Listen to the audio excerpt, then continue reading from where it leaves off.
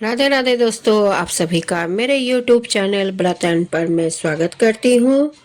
आज मैं आपको सुनाने जा रही हूँ माघ मास की महत्तम कथा का 25वां अध्याय, जिसमें जो द्रविड़ राजा थे वो पिशाच योनि में थे। अब वो अपनी पिशाच योनि में ही मुनि से अपना वो अगली कथा सुनने के लिए आतुर हो रहे हैं कि किस तरह से केरल देश के ब्राह्मण का भी उद्धार हुआ था प्रयाग में स्नान करने से। आइए जानते हैं।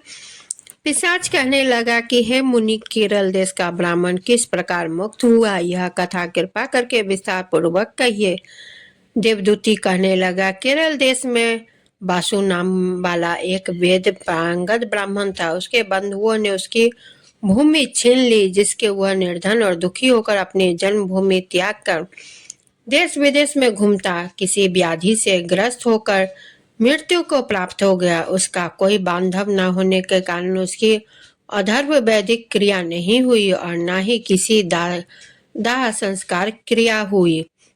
इस प्रकार क्रिया के लोप होने से निर्जन वन में प्रेत होकर चिरकाल तक फिरता रहा। शीत ताप भूख प्यास के दुख से हाहाकार करता हुआ वह नंगे शरीर रोता फिरता था, परंतु उसको कहीं संदिग्धि नहीं दिखाई देती थी। सर्वथा दान न देने से वह अपने कर्म फल को भोगता था। जो लोग अग्नि में आहुति नहीं देते, भगवान का पूजन नहीं करते, वे आत्मविद्या का अभ्यास नहीं करते, अच्छे तीर्थों से विमुख रहते हैं। जो लोग दुखी लोगों को स्वर्ण वस्त्र तांबूल रत्न फल तथा जल नहीं देते तथा छल कपट से जीविका प्राप्त करने वाले, दूसरों तथा स्त्रियों का धन हरण करने वाले, पाखंडी कुटिल चोर बाल वृद्ध तथा आतुर और स्त्रियों पर निर्दयता करने वाले, आग लगाने वाले, विष देने वाले, झूठी गवाही देने वाले, कुमार्ग पर चलने वाले, माता पिता भाई बहन संतान तथा अपनी स्त्री का त्याग करने वाले, जो सब तीर्थों में दान लेते हैं, पालन करने वाले, स्वामी को देह त्यागने वाले और गौर तथा भूमि के चोर, वेदों की निंदा करने वाले, वृथा द्रोह करने वाले, प्राणियों की हिंसा करने वाले, देवता गुरु की निंदा करने वाले, यह सभी बारंबार प्रेत पिशाच राक्षस तथा बुरी योनियों में जन्म लेते हैं। अतएव बुरे कर्मों से बचकर धर्म के कार्य तथा यज्ञ दान और तप आदि करने चाहिए, क्योंकि कर्म फल अश्वमेघ मिलता है।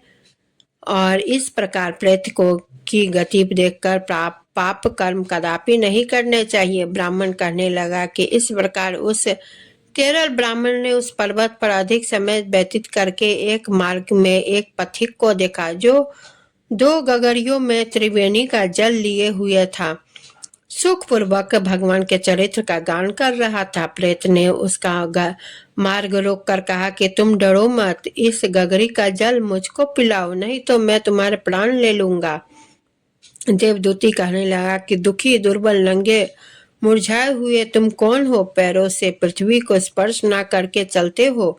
लोमस जी बोले, प्रेत यह वचन सुनकर कहने लगा कि मेरे ऐसा होने का कारण सुनो। मैंने कभी ब्राह्मणों को दान नहीं दिया, अत्यंत लोभी क्रियाहीन, दूसरे के अन्न से पलने वाला था। मैंने कभी किसी को भिक्षा नहीं दी, ना दूसरे के दुख से दुखी हुआ। प्यासे प्राणियों को मैंने कभी जल नहीं पिलाया। मैंने कभी छाता जूता दान नहीं किया, न किसी को जल का पात्र पान या औषधि किसी को दी। ना मैंने अपने घर में कभी किसी अतिथि को ठहराया, उसका सत्कार किया।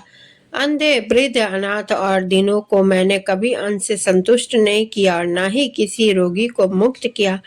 ना कभी ब्राह्मणों को दान दिया, ना कभी अग्नि में हवन किया। बैसाख आदि मास में किसी को ठंडा जल नहीं पिलाया। ना ही मैंने बर या पीपल का कोई वृक्ष लगाया और ना किसी प्राणी को बंधन से छुड़ाया। कभी कोई व्रत करके शरीर को नहीं सुखाया। इस कारण मेरा पूर्व जन्म सब बुरे कर्मों में ही व्यतीत हुआ। मेरे पूर्व जन्म के कर्मों से ही मेरी यह गति हुई है। इस वन में व्याघ्र भेड़िया से बचा हुआ मांस तथा जंतुओं के खाने से गिरे हुए फल, वृक्षों पर लगे हुए सुंदर फल तथा झरने का सुंदर जल, सब ही मिलते हैं, परंतु देव इच्छा से मैं कुछ नहीं खा सकता। सर्प की तरह केवल पवन भक्षण करके जीवन व्यतीत करता हूँ। बल बुद्धि मंत्र पुरुषार्थ से लाभ हानि, सुख दुख विवाह मृत्यु जीवन भोग रोग तथा वियोग में केवल भाग्य ही कारण होता है। कुरूप मूर्ख कुकर्मी निंदित तथा पराक्रम से हीन मनुष्य भी भाग्य से ही राज्य भोगते हैं। काने लूले लंगड़े नीतिहीन निपुण नपुंसक भाग्य से राज्य प्राप्त करते हैं। पर्वत पर भी बलवान राक्षस पिशाच रहते हैं, जिनमें से कभी कभी कोई कोई कहीं कहीं वन में फिरते हुए अपने कर्म के अनुसार अन्न जल प्राप्त करते हैं, परंतु आपको उनका भय नहीं होना चाहिए, क्योंकि धर्मात्मा पुरुषों की उनकी पवित्रता की रक्षा करती है। ग्रह नक्षत्र देवता सर्वथा धर्मात्मा की रक्षा करते हैं। यह पिशाच आप जैसे भक्त की तरफ आंख उठाकर भी नहीं देख सकते। जो नारायण भगवान की भक्ति से पवित्र रहता है, उसको प्रेत पिशाच पूतना कोई बाधा नहीं दे सकता। भूत बेताल पिशाच गंधर्व काकिन शाकिनी ग्रह रेवती यज्ञ मातृ ग्रह भयंकर ग्रह कृत्या सर्प कुष्मांडा तथा दूसरे दुष्ट जंतु पवित्र वैष्णव की तरह देख भी नहीं सकते।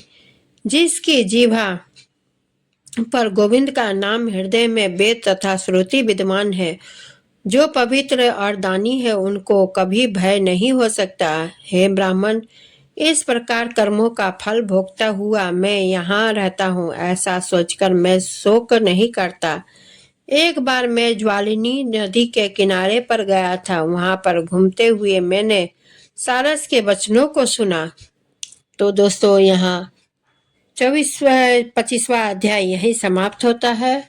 आप सभी को यह अध्याय कैसा लगा सुनने में कमेंट जरूर करें।